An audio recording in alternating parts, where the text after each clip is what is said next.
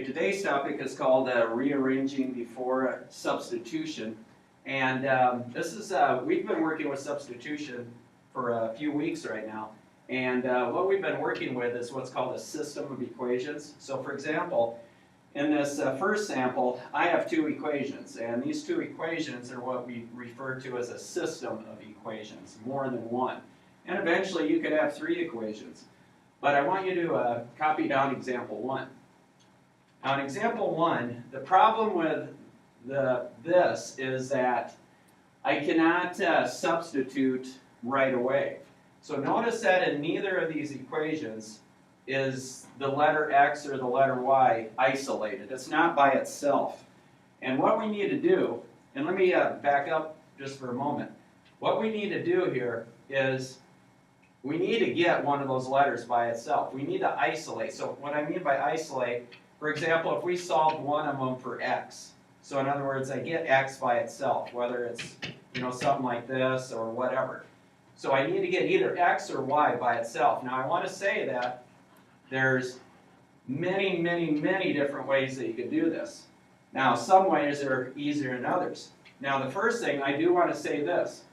I want to suggest that look at the two equations and look for where there is already a letter where there's not a coefficient in front of it. So what I mean by that is look at the first equation. Notice that X, there's not a number in front of it. Really there's a 1, but it's almost by itself. I can't say that about the other letters. For example, here I've got a 2 in front of the Y. Here I've got a 2 in front of the X, and here I have a 3 in front of the Y. So it's going to be a little easier in this first equation to solve that for X. So let's do that. So I'm going to label this as equation 1 and this is equation 2. Now I'm going to take equation 1, which is X minus 2Y equals a negative 1, and I'm going to solve it for X.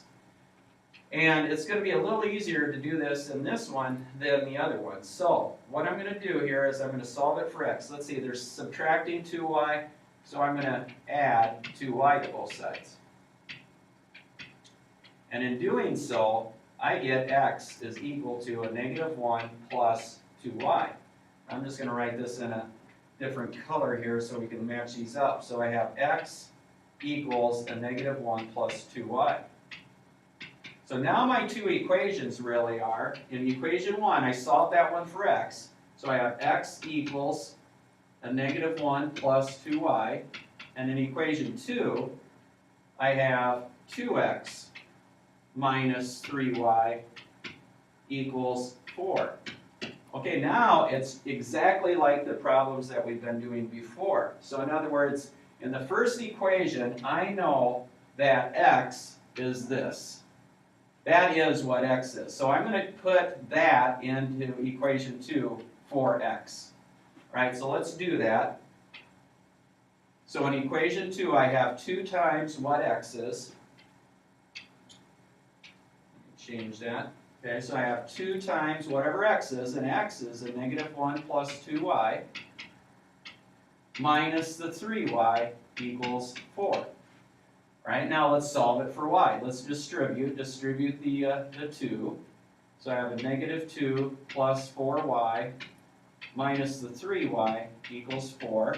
Continue simplifying. I'm going to simplify my letters first so I can put those out front. 4Y minus 3Y is 1Y, or in other words, Y. And then the negative 2 minus 2, right, equals 4. Now solve it for Y. They're subtracting 2, add 2 to both sides, and I get 6. So Y is 6. Now, which of the two equations up here, 1 or 2, is it the easiest to substitute 6 in and figure out what X is? And I'm hoping you're going to say the first equation. So all I have to do is put 6 in for Y right there. So I have X is equal to a negative 1 plus 2 times what Y is, which is 6. So X is equal to a negative 1 plus 12. So X equals 11. It's because a negative 1 plus 12, or take away 1 from 12, is 11. Now, I'm going to erase part of this here and actually let's write this as our ordered pair. So our final solution then is the ordered pair 11, 6. Now, I'm just checking to see if they do want you to graph these, and they don't yet. So we're done. Okay, so if you were to graph these two lines, they would cross, or in other words, the common ordered pair would be 11, 6. Now I want to just back up here on example 1 and say that there's so many ways you could do this. If we go back to this first set of equations, you know, I could have solved this second equation for x right here. You know, I could have added 3y to both sides, then divided everything by 2. Numerous ways to do this. We're just looking at the easiest way to save a few steps. Okay, let's take a look at example 2. Now copy that down. Now eventually we will go over other ways if there is not a letter that's almost by itself already. So, all right, in example 2, I have a system of equations. Now I'm going to label the first equation as number 1 and the second equation as number 2. Now take a close look at these two equations. In one of the equations, is there a letter where I really don't have a number in front of it? And if you look at, again, the first equation, in the first equation, notice y, it's got the minus sign in front, but it doesn't have a number in front. So I'm going to solve the first equation for y. All right, so let's do that. So I'm going to take equation 1, which is 2x minus y equals 10. Now, let's solve this for y. I'm going to choose to add y to both sides first. That's going to force my y to become positive. So these cancel. So 2x is equal to 10 plus y, or y plus 10. Now I'm going to rewrite it as y plus 10 equals 2x. Now let's solve it for y. They're adding 10. We'll subtract 10 from both sides. So y is equal to 2x minus 10. Okay?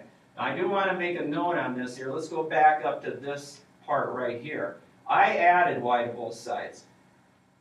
And then let me show you just something else you could consider. If you have the 2x minus y equals 10, you could have subtracted 2x from both sides, like so. You'd have the minus y or negative y left equals 10 minus 2x. Let's see, what are they doing to y? They're multiplying by negative 1, so you're going to divide everything by a negative 1. And the negatives cancel out, so you have y equals a negative 10. Let's see, minus minus is plus. And notice that we get the same answer. We get y equals 2x minus 10. All right, so that's something else that you can consider. But I made the y positive right away by adding it to both sides. All right, now let's go back to our system of equations. So really now our first equation is y equals 2x minus 10. And my second equation is as it was, which is 4x minus 3y equals 16. Now, in the first equation, I know what y is. Y is 2x minus 10. That is what y is. So I'm going to place that in for y into the second equation right there.